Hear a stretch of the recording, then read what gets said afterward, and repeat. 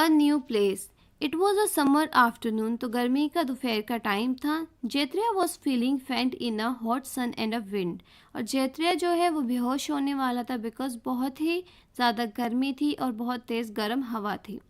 His feet was burning on the coal tar of अ पक्का road, और उसके जो पैर थे वो जल रहे थे क्योंकि वो हमेशा जो मिट्टी वाली रोड होती है वो उस पे मूव करता था विलेजेस में, मगर शहर में या हम कह सकते हैं सिटीज़ में क्या होता है, कोल तार की पक्की रोड होती है, तो वहाँ पर गर्मी की वजह से वो बर्न हो रहे थे उसके पैर, मतलब उसके पैर जल रहे थे उस रोड पे चलने से बिकॉज उसको आदत नहीं थी।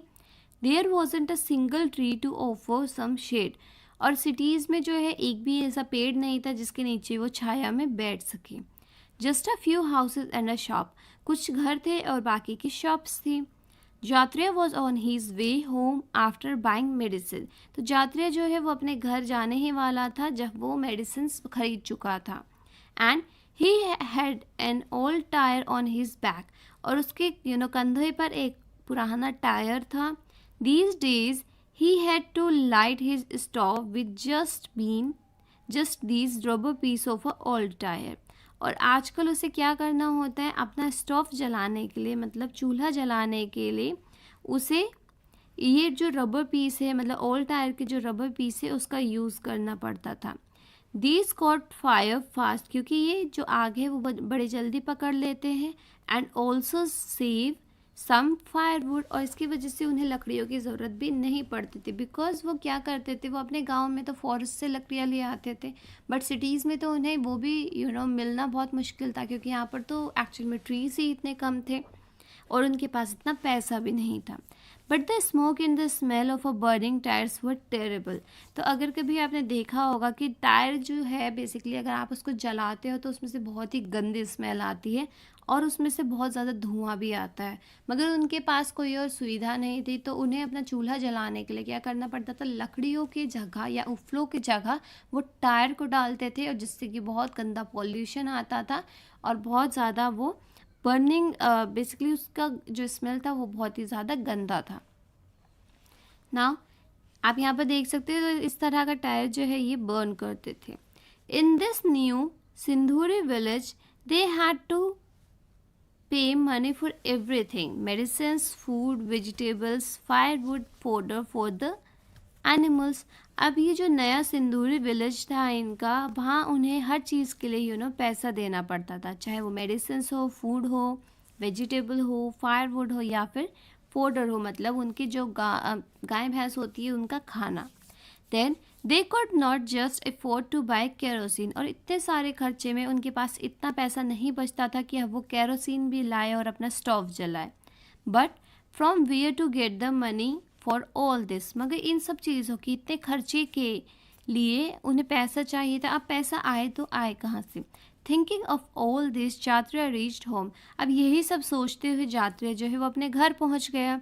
The roof made of a tin sheet made of the house hot like a oven, अब वो जो नया घर था उसकी जो छत थी वो टिन शीट से बनी हुई थी, मतलब टिन की शीट लगी हुई थी उनकी छत पर, जो कि उस घर को इतना गर्म कर रही थी जैसे कि हमारा ओवन माइक्रोवेव होता है, तो वो इतना गर्म कर रही थी उनका घर। जात्रियाज वाइफ हैड हाई फीवर, अब उसके चक्कर में बिकॉज घर उतना ज़्यादा उनका गर्म रहता है तो जात्रिया की जो वाइफ थी उसको बहुत ही ज़्यादा फीवर हो गया, बुखार हो गया। His daughter Jhimli was rocking her little brother Siddhiya to sleep in her lap, और जो उसकी बेटी थी बेसिकली झिमली, वो क्या कर रही थी, वो कोशिश कर रही थी कि जो उसका भाई है सिद्धिया वो सो जाए। After all there was no other older person with them, because उनके पास कोई और बड़ा नहीं था, सो दैट इज़ वाई बहन को ही हेल्प करनी पड़ती थी मम्मी की। Jatriya's parents had been so sad about leaving Khedi that they had died before he moved here. अब जो जात्रिया के पेरेंट्स थे वो इतने ज़्यादा उदास थे इस बात को सोचने में कि उन्हें अपना गांव छोड़कर जाना पड़ेगा, अपनी प्लेस छोड़कर जानी पड़ेगी, कि वो वहाँ उस जगह को छोड़ने से पहले ही मर गए।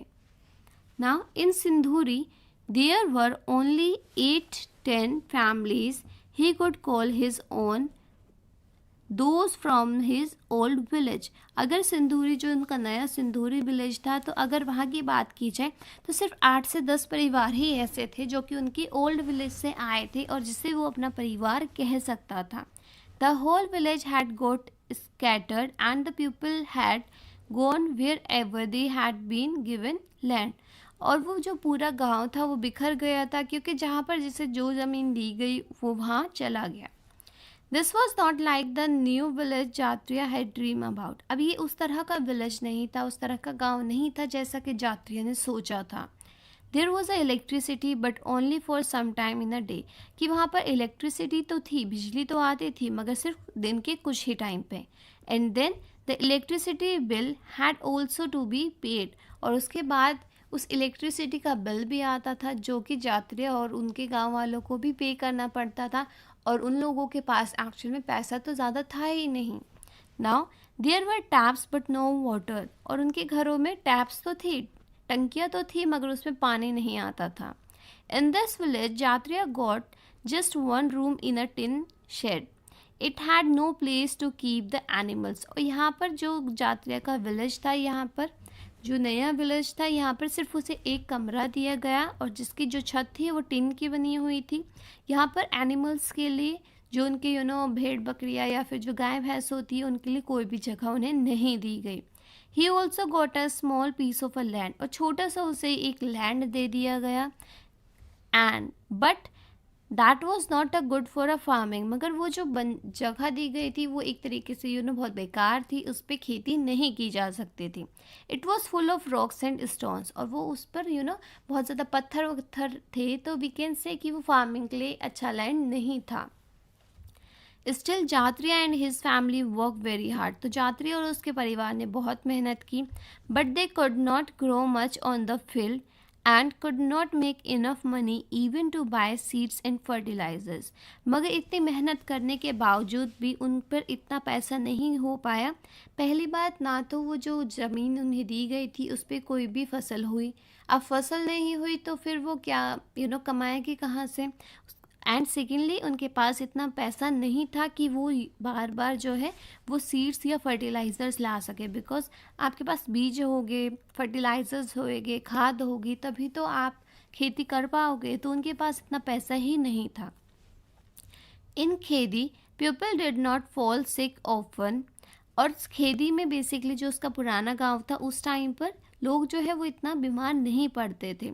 If someone fell ill, there was many people who know how to treat them with the medicine made from a plant. और अगर बाई चांस कोई बीमार पड़ भी जाता था, तो जो बड़े बुजुर्ग होते थे उन्हें पता होता था कि वो फॉरेस्ट से कोई पेड़ का या प्लांट का कोई हिस्सा लाएंगे और उससे वो मेडिसिन्स बना लिया करते थे, जिसको हम नेचुरल मेडिसिन्स भी बोलते हैं। But people felt better after taking those medicine. और लोग जो है उस मेडिसिन को लेकर, उस दवाई को लेकर ठीक हो जाया करते थे।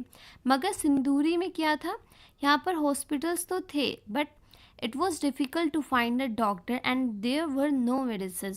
मगर हॉस्पिटल्स थे, मगर उसमें डॉक्टर को ढूंढना बहुत ही मुश्किल काम था, डॉक्टर्स नहीं थे, या और वहाँ पर इवन मेडिसिन भी नहीं थी, दवाइयों की भी सुविधा नहीं थी।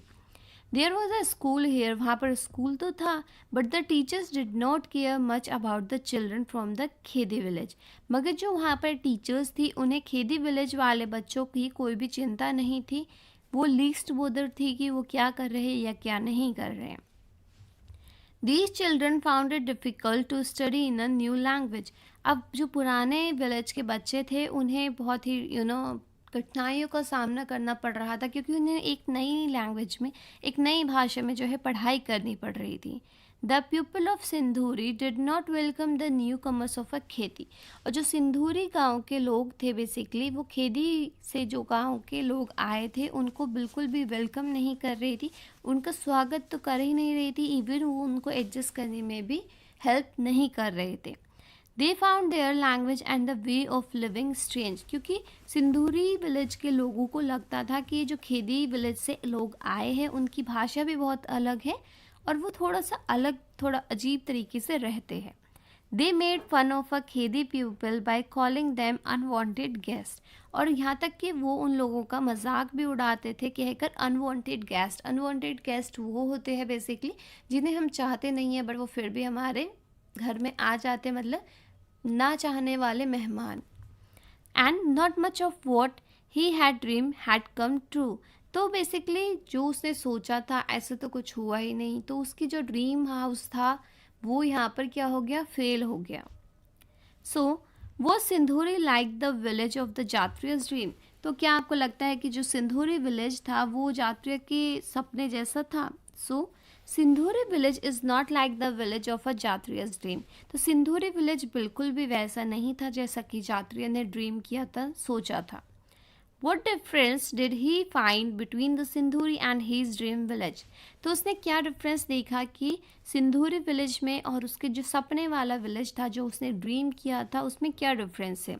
The houses in a Sindhuri village is made up of a tin sheet and were very weak.